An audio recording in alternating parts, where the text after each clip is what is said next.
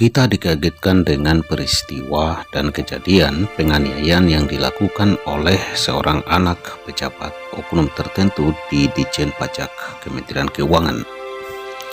Padahal seyogyanya anak dari seorang pejabat itu harus dapat memberikan perilaku contoh yang harus dijadikan teladan oleh anak-anak lain atau pemuda lainnya di bangsa dan negara ini. Tetapi ini tentu merupakan juga pintu masuk dalam melihat dan untuk melakukan pembenahan di internal Kementerian Keuangan, khususnya di Ditjen Pajak. Apakah benar apa yang menjadi desas-desus isu dan informasi yang sudah sangat luar biasa terjadi, bahwa oknum tertentu di Ditjen Pajak ini memiliki kekayaan yang fantastis dengan jumlah uang di rekeningnya yang kemudian itu dikatakan telah dilakukan suatu tindakan serius untuk menelusuri kebenaran dan sumber dari keberadaan uang serta kekayaan lainnya yang dimiliki oknum pejabat tertentu di Ditjen Pajak ini.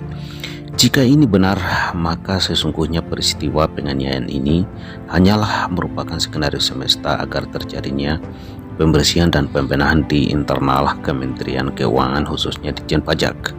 Dan kita berharap di kemudian hari kehidupan berbangsa dan bernegara ini senantiasa menuju kepada perbaikan dan pembenahan yang secara utuh dan menyeluruh, sehingga tujuan dan cita-cita berbangsa dan bernegara yang diniatkan, dicita-citakan oleh para pahlawan pejuang serta founding fathers pendiri bangsa dan negara ini senantiasa dapat tercapai dalam waktu yang tidak begitu lama. Semua ini, saudara dan sahabat sekalian, terpulang terhadap kita. Saatnya pun kita untuk menyadari bahwa posisi kita sebagai warga negara yang memiliki hak kedaulatan dalam memilih dan mendukung bakal calon pemimpin nasional tahun 2024 mendatang harus benar-benar kita tidak salah dalam mendukung dan memilihnya. Ingat saudara, Pilpres 2024 menjadi penentu masa depan bangsa dan negara ini ke depannya. Banyak hal yang harus jadi pelajaran dan pembelajaran.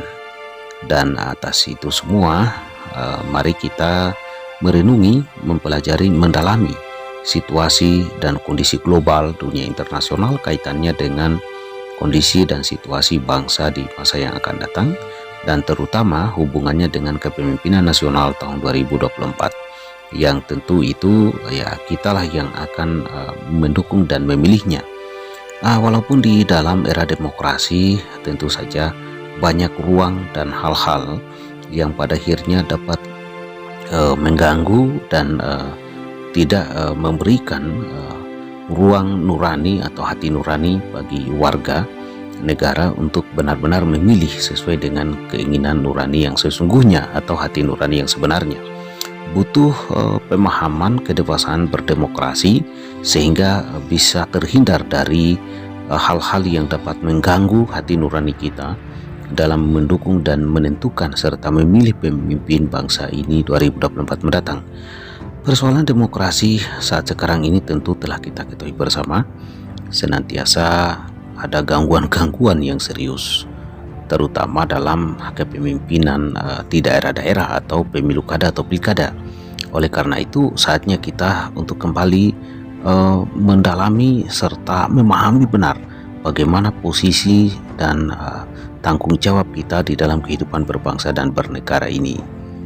Semoga saudara dan sahabat sekalian, semua kejadian peristiwa di dalam kehidupan berbangsa dan bernegara dapat menjadikan kita untuk merenung dan menempatkan diri kita pada posisi yang harus kita sadari kita mempunyai tanggung jawab atas keberadaan kita di muka bumi Tuhan di Nusantara ini, di wilayah negara Kesatuan Republik Indonesia.